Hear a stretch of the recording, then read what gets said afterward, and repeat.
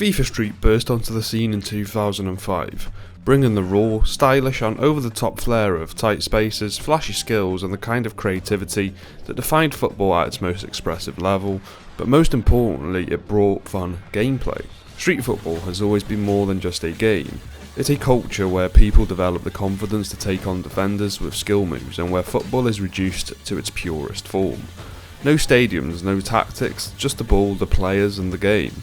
EA tried to capture that very essence and so made FIFA Street, a game that embraced that very spirit. With its fast-paced gameplay, a really good skill system and a vibe that felt fresh, FIFA Street offered something different. It gave players a way to experience football that wasn't about tactics or formations, but about expression, creativity and fun. It wasn't just about winning, it was about winning with style, and for a while, FIFA Street thrived, but then something changed. But what exactly led to the downfall of FIFA Street? The mid-2000s were a golden era for arcade-style sports games.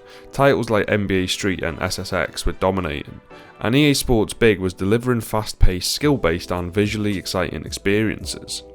The first FIFA Street launched in 2005, leaning heavily into its flashy aesthetic and skill-based gameplay. It featured a unique blend of football and freestyle culture, taking inspiration from street football hotspots around the world. The game had a raw energy, tight spaces, creative flair, and an emphasis on humiliating your opponent with skill rather than tactics. Players could pull off outrageous skills, chain together moves, and use the game breaker shots that almost always found the back of the net.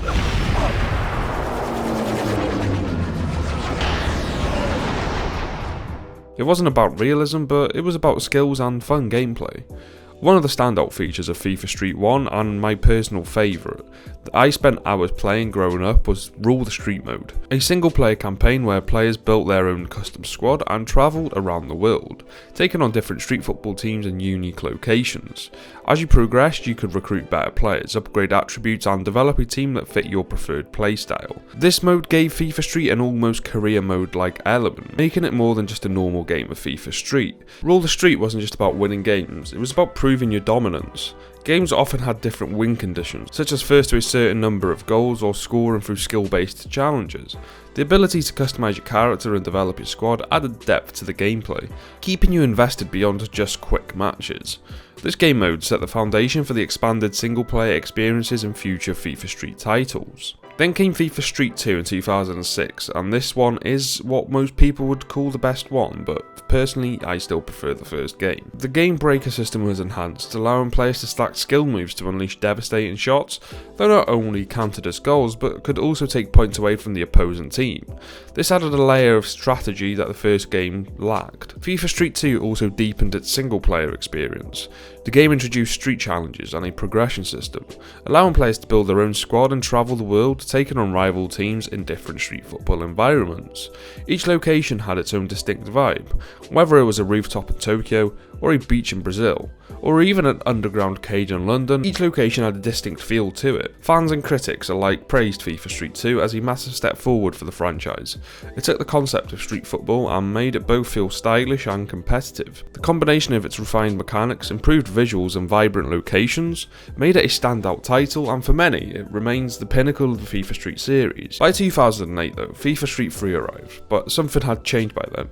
The game abandoned the more grounded urban aesthetic of the first two games in favour of a highly stylised, almost cartoonish look. Players were given exaggerated body proportions, and while the skill system remained, the gameplay was significantly simplified.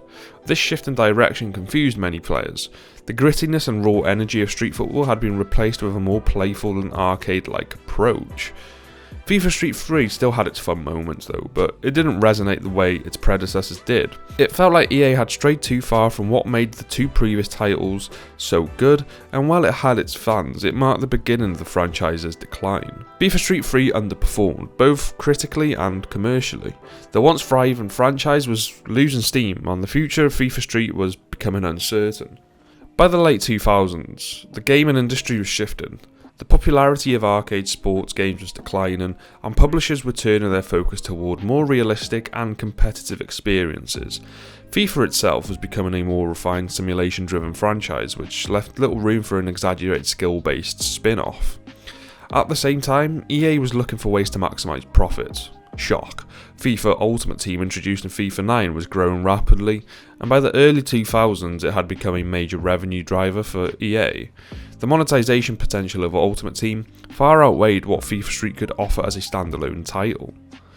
But then in 2012 EA attempted a reboot, simply titled FIFA Street. This game aimed for a more authentic experience, street football with a grounded tactical approach rather than the arcade style of the past. Something a little bit more like futsal, you could even say. While it was well received for its refined mechanics, it didn't quite capture the magic of the original. Fans of the earlier games missed the over-the-top skill system and fast-paced gameplay, while new players found it lacked the depth of FIFA's core modes. And anyway, Ultimate Team at that point was so popular that no one really wanted to play anything else apart from that. The reboot failed to reignite the franchise, and sales didn't justify a follow-up. FIFA Street was quietly shelved, and EA never revisited the series.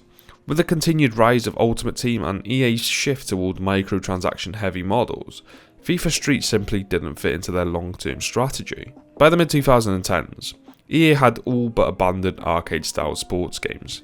Titles like NBA Street and SSX had also faded away, signalling a shift in what publishers believed gamers wanted. Simulation had won the battle, and FIFA Street became a casualty of that change.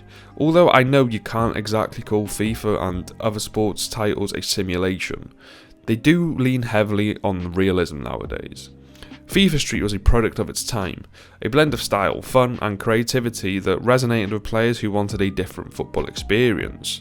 While Volta tried to carry the torch, the magic of FIFA Street remains unmatched. So why didn't FIFA Street continue? Well, the answer comes down to two things: market trends and EA's priorities. By the early 2010s, FIFA's Ultimate Team mode was becoming a massive moneymaker, like I said, and EA focused on expanding that instead of side projects like FIFA Street. The demand for arcade-style sports games was also declining, as players leaned more into realism and online competition.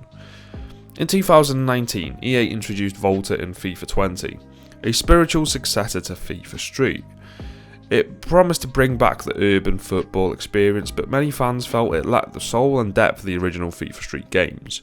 Unlike FIFA Street, which had its own identity, Volta was integrated into the main FIFA game. It felt more like an extra mode rather than a fully fleshed out experience. It lacked a distinct skill system, the exaggerated flair, and the unique atmosphere that made FIFA Street special. Another factor was the rise of online gaming and microtransactions. FIFA Street thrived in an era where local multiplayer and single-player progression were key selling points, but by the 2010s, gaming had shifted. Players wanted deep online modes, ranked play, and customizable teams. EA saw greater profit potential in FIFA Ultimate Team, where players could spend money on packs and build their dream squads, rather than in an isolated, one-time purchase game like FIFA Street. It's sad to see what's happened to the FIFA Street franchise. It's a franchise that I grew up playing, and I spent a lot of time with it. It's a franchise that I would say really got me into FIFA in the first place. Let me know in the comments, what do you think? Should FIFA Street return, or do you think it's a franchise that we'll probably never see again? I hope you enjoyed the video, and I'll catch you in the next one.